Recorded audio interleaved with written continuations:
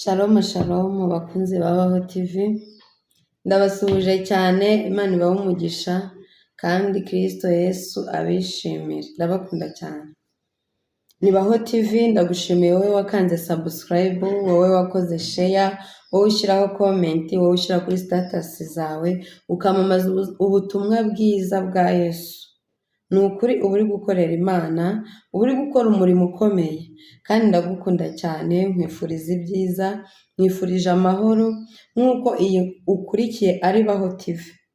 Baho wongere ubeho, ubereho kwishima, ubereho gukiranuka, ubereho kunezezwa ndetse no kunezeza abandi.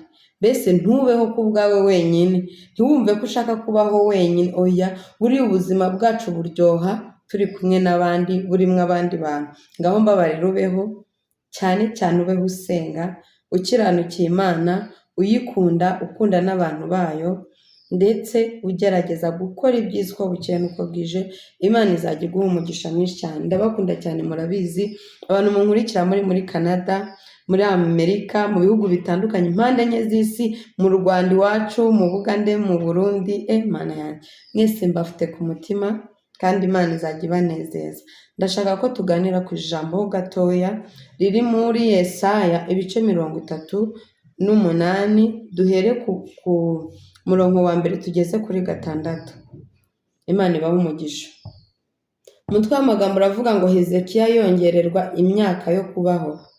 Muri iyo minsi Hezekiya ararwara yenda gupfa. Bukeye umuhanuzi Yesaya mwene Amosi aramusanga aramubwira ati, Uwiteka aravuze ngo tegeka iby'inzu yawe kuko utazakira ahubwo ugiye gutanga. Hakabiri havuga ngo nuko Hezekiya yerekeza ivure atakambira Uwiteka ati, ndakwinginze Uwiteka uyu munsi wibuke ko najyaga ngendera mu by'ukuri imbere yawe n'umutima utunganye, ngakora ibishimwa imbere yawe. Nuko Hezekiya ararira cyane. Kandi haravuga ngo maze ijambo ry'Uwiteka rigera kuri Yesaya riti, subirayo ubwire Hezekiya uti, Uwiteka Imana ya sogokuruza Dawidi iravuze iti, numvishe gusenga kwawe, mbona n'amarira yawe, kubaho kwawe nzongeraho indi myaka 15. Haleluya! Imana yacu nishimwe cyane, Imana yacu nishimwe yo. Haleluya, haleluya. Uyu ni Hezekiya uri muri Yesaya. Hezekiya ngo yari arwaye cyane, arwaye hahandi urwara ukabona birarangiye, ariko atumwaho n'umuhanuzi Yesaya aramubwira ngo senga nyine ibyawe birangira. Ariko Hezekiya ntabwo yigeze yumva ko agomba gupfa, ahubwo yatakambiye Imana cyane. Arasenga ati, Data wibuke ko najyaga nza imbere yawe n'umutima uciye bugufi, n'umutima utunganye, umutima uzinutswe ibyaha, umutima wanga ishyari, ukanga uburiganya, ukanga ibibi byose. Imana irangije yumva gutaka kwa Hezekiya. Haleluya! Mbabarira nawe nimba uzi neza yuko ubana n'Imana, ongera utakambira Imana bundi bushya. Nimba uzi neza ko waguye, mbabarira ubyuke. Igihe turimo ntabwo ari icyo kuryama nshuti yanjye, mbabarira wongere ubyuke utakambira Imana. Hezekiya yatakambiye Imana, Imana yongera ihagurutsa Yesaya iramubwira ati, genda. Ndi Uwiteka uvuganye na Hezekiya aya magambo ngo kubera guca bugufi, kubera gusenga nkongereye imyaka 15. Reka nkubwire, niyo mpamvu njya nkubwira buri munsi ngo senga cyane, wongere usenge. Noneho gusenga wongereho no gukiranuka. Ese wowe nshuti yanjye nkubaze, aka kanya Imana ije igusanze gutyo, uhagaze gutyo umeze, ufite ikintu wakibutsa Imana? Ufite ikintu wabwira Imana ngo Mana wibuke ko najyaga nza imbere yawe, Mana wibuke ko nagaburiye umuntu ushonje, Mana wibuke ko nafashije imfubyi, Mana wibuke ko nafashije umupfakazi, Mana wibuke ko hari umwana nishyuriye ishuri adafite hepfo na ruguru. Ese ufite imirimo? Mureke dushake. Ijambo ry'Imana rivuga ngo kwizera kutagira imirimo kuba gupfuye. Mbabarira kwizera kwawe no gusenga kuganzwe n'imirimo. Wikirirwa ugendera mu Kigali, wikirirwa wirukanka usenga cyane.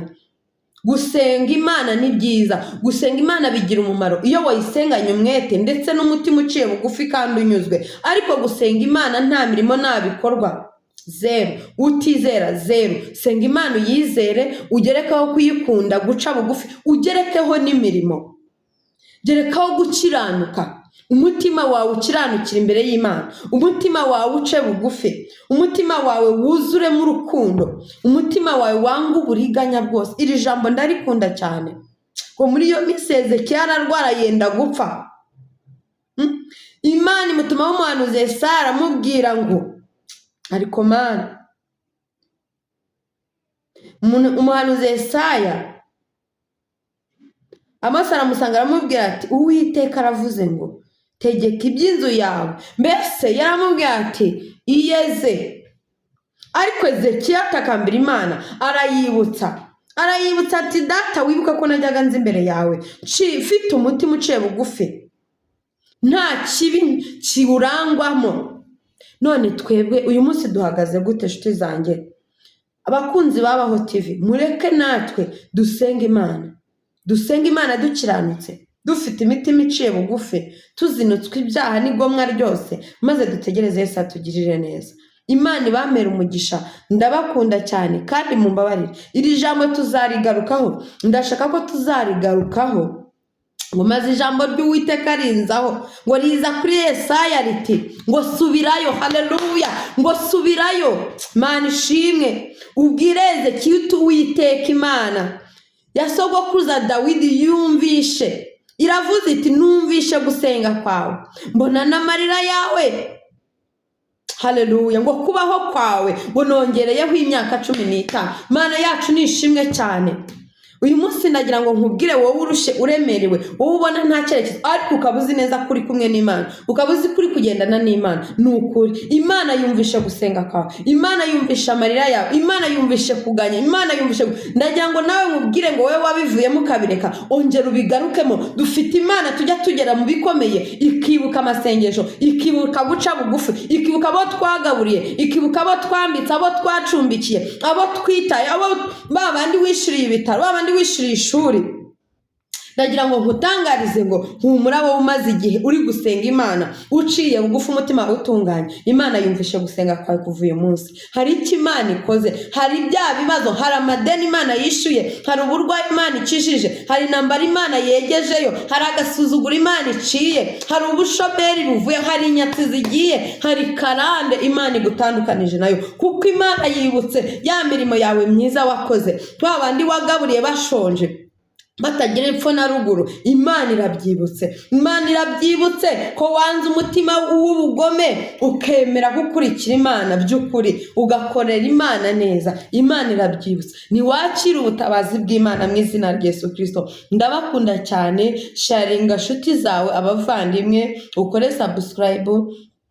Imana izajya iguha umugisha, nkubwira ngo baho ube ukiranukiye Imana ku manywa na nijoro. Imana ikumere umugisha mwinshi cyane. Shalom, shalom, shalom.